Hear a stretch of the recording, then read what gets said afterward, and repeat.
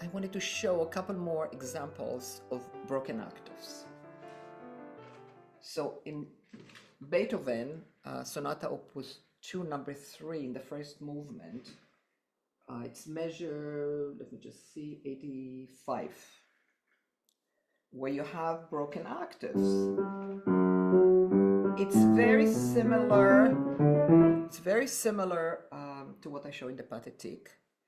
Again, I am now setting up, so when I'm always set up, it's both hands. You know, the arm has to be in a place. I'm a little bit off center to accommodate where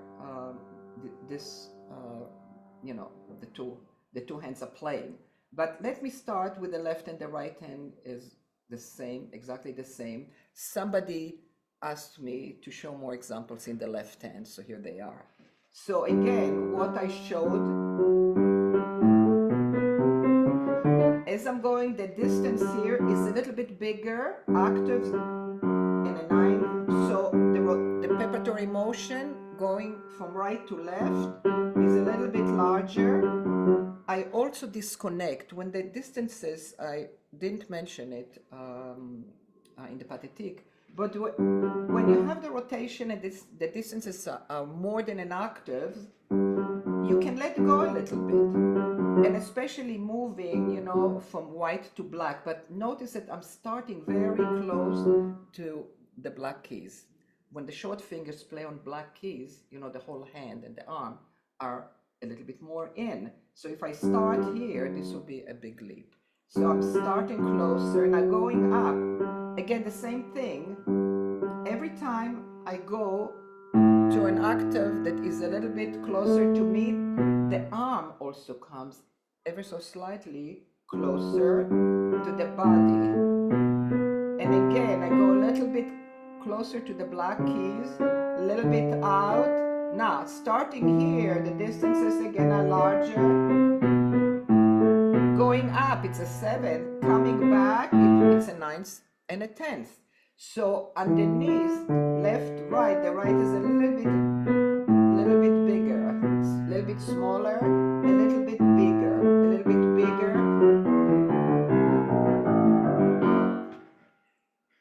One other concept, those of you who are familiar with the concept of grouping, which is so helpful outside of the basic technique, you know, we have the whole question of what is the choreography of the different passages. So I would group. A grouping is a way to organize the playing, so the hands, the brain and the hands don't feel confused. So a little bit of a go, start again, you're going white, black, and white. There often is, most of the time, a confusion in the brain and in the hands, you know, they're going back and forth. So I get it, and I start the group here, then it comes out, getting close, start again.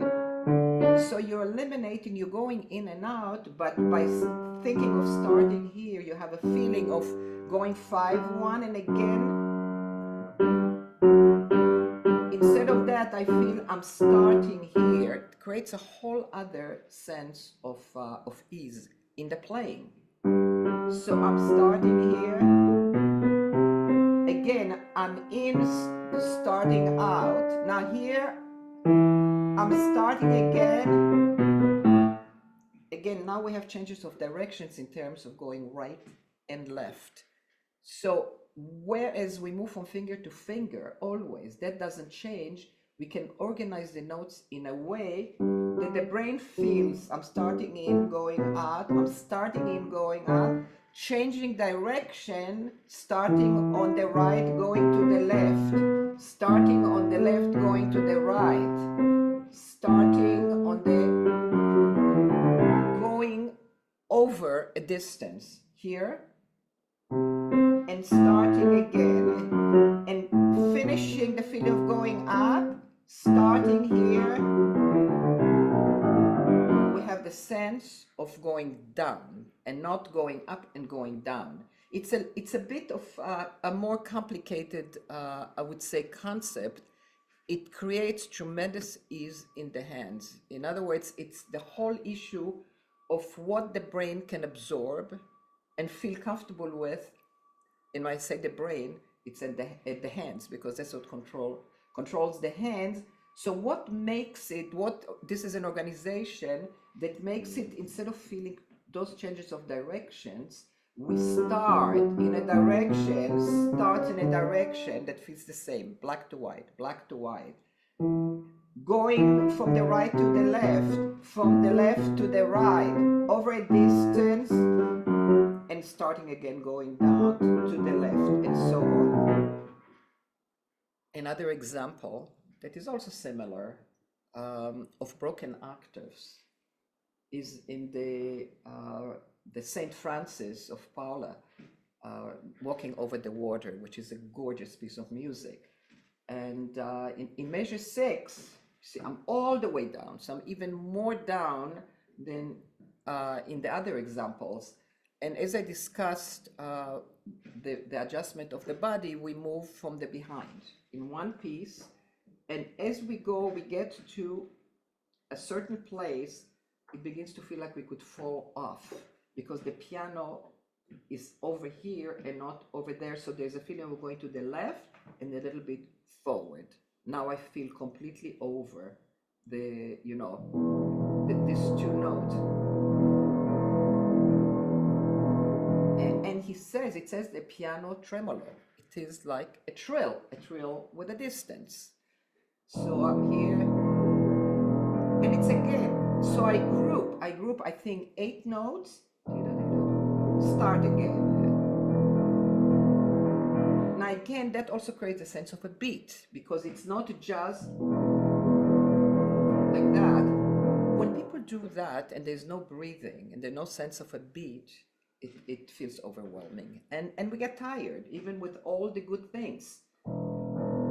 Start again, and this is the beat. In measure 10, it goes to the blocky area. So already in measure 9, toward the end, I'm walking in, close to it, and then I'm moving out, but not too much, because it goes back to, and again moving to here, and here is the 9th, slightly bigger preparatory motion, going to the blocky area, coming out. So as you see, that many different directions and considerations with any of the skills. It's not just playing. If everything works well, great, don't have to worry about anything. But very often people can do one thing right and something else is missing, like going gradually into the blocky area, like grouping, like the sudden distance, that is unexpected. And if there isn't a preparatory motion that can get you there with ease and with a feeling that you can't miss, then you're going to also be very nervous. Is it going to come out? A lot of the nerves that people experience is the lack of security, because we don't really know exactly what we're doing, and sometimes it works and other times it doesn't work. So what this work offers is the kind of tools that, when they put in properly, minimized and combined, you can always count on them. And if you talk to people who have it, they will say that even when they're away from the piano and then they come back, it's all there. And that's what I think we all want. We want that security and not having to practice the same thing over and over again because it doesn't come out. The question is, what's in the way of it coming out each time that we play? So that's all for today. Thank you.